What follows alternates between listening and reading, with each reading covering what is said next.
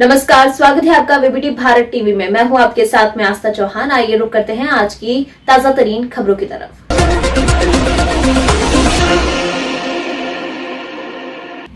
Virtual सुनवाई में face pack लगाकर बनियान पहनकर शामिल हुए वकील, नाराज हाईकोर्ट ने जारी किया ड्रेस कोड। इलाहाबाद हाईकोर्ट ने कहा है कि कोविड की वजह से चल रही कोर्ट की वर्चुअल सुनवाई में कुछ वकील रंग बिरंगे कपड़े पहने आ रहे हैं। कुछ स्कूटर पर बैठकर बहस में शामिल हो रहे हैं तो कुछ बिस्तर पर आराम फरमाते हुए। यही नहीं, एक महिला वकील ने तो फेस पैक लगाकर वर्चुअल हियरिंग में शामिल हुई। ये सब बर्दाश्त नहीं किया जाएगा। सभी वकीलों को इसके लिए तयशुदा ड्रेस पहननी होगी। हाईकोर्ट ने कहा कि महिला पुरुष वकीलों को वर्चुअल माध्यम से पेश होने के दौरान सादी सफेद शर्ट, सफेद सलवार कमीज, सादी सफेद साड़ी के साथ सफेद नेकबैंड पहनना आवश्यक है। अगर वे काला कोट भी पहने हैं तो ये बहुत अच्छा होगा। इलाहाबाद हाईकोर्ट में जस्टिस सौरभ श्याम शमशेरी की अदालत में एक वर्चुअल हियरिंग में एक वकील ने रंगीन शर्ट पहनकर शामिल होने पर अदालत ने नाराजगी जताई है। 9 साल बाद ब्लैकआउट, दफ्तरों का समय बदला, एसी नहीं चलेगा, सिद्धू ने उठाए अपनी ही सरकार पर सवाल। पंजाब में बिजली का बड़ा संकट खड़ा हो गया है। Punjab state power corporation limited ने औद्योगिक क्षेत्र के लिए आज और कल हफ्ते में 2 दिन की साप्ताहिक छुट्टी का ऐलान किया है। राज्य में भारी बिजली संकट को देखते हुए यह फैसला लिया गया है। कई जिलों में 10 से 15 घंटों का बिजली कटौती हो रही है।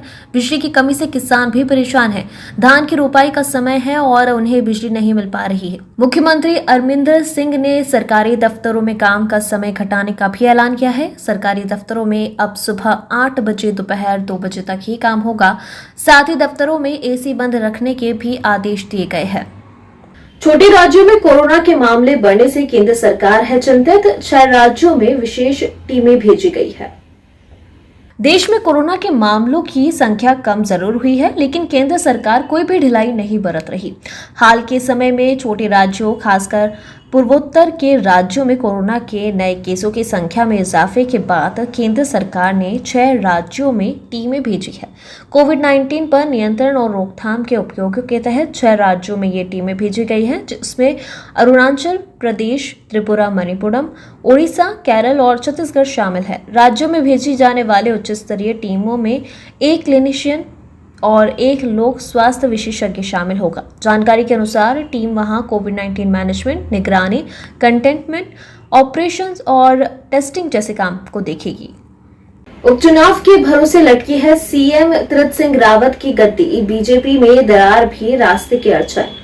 उत्तराखंड के मुख्यमंत्री तीरथ सिंह रावत 3 दिन से दिल्ली में है। न किसी से मिल रहे हैं और न ही बाहर निकल रहे हैं। हालांकि जिस दिन आए उसी रात गृह मंत्री अमित शाह और राष्ट्रीय अध्यक्ष जेपी नड्डा से उनकी मुलाकात हो गई थी। अगले दिन देहरादून वापसी का कार्यक्रम था, जो अचानक टल गया, जिसके बाद से अटकलों का बाजार गर्म हो गया है। वो मुख्यमंत्री रहते हैं या नहीं, ये चुनाव आयोग पर निर्भर करेगा। बता दें कि सवाल उठ रहे हैं कि क्या तीरथ सिंह रावत पार्टी में अलग थलग पड़ गए हैं। क्या ये फिर से सत्ता परिवर्तन की आहट तो नहीं है? दरअसल तीरथ सिंह रावत अभी सांसद है और मुख्यमंत्री की कुर्सी संभालने के 6 महीने के अंदर यानी 10 सितंबर तक उनका विधायक बनना जरूरी है। अब 2 सीटों पर उपचुनाव होने हैं, जिसे लेकर तीरथ सिंह रावत दिल्ली आए थे।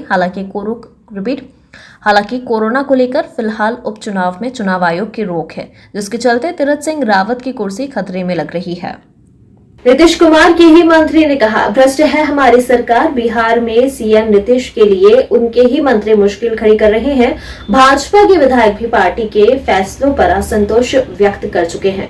आइए जानते हैं बिहार में नीतीश कुमार के लिए कैसे उनके अपने ही राजनीतिक मुश्किल खड़ी कर रहे हैं। बिहार में मुख्यमंत्री नीतीश कुमार की राजनीतिक मुश्किलें विपक्ष नहीं, अब उनके पार्टी के मंत्री और विधायक ही बढ़ा रहे हैं। नीतीश सरकार में वरिष्ठ मंत्री मदन साहनी ने तो अधिकारियों की मनमानी से तंग आकर इस्तीफे की पेशकश की है। साहनी ने बृहस्पतिवार को सार्वजनिक रूप से कहा कि उनके अपने विभाग में प्रधान सचिव हो या चपरासी, कोई उनकी नहीं सुनता। हालांकि मदन साहनी फिलहाल दरभंगा गए हैं और उन्होंने शनिवार को लौटकर इस्तीफा देने की घोषणा की है।